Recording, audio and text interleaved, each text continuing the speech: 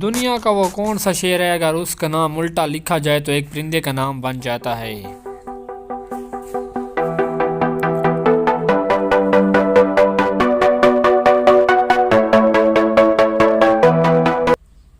तो दोस्तों रोम मोर बन जाता है। वो कौन सी ऐसी सवारी है जिसके 4 ड्राइवर होते हैं।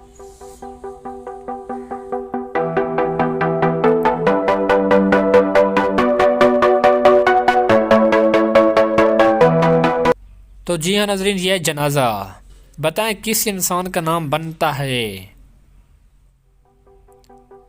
दोस्तों अगर आपने अभी तक हमारा YouTube चैनल सब्सक्राइब नहीं किया तो सब्सक्राइब करें ताकि हर आने वाली आपको न्यू वीडियो की नोटिफिकेशन वक्त पर मिलती रहे।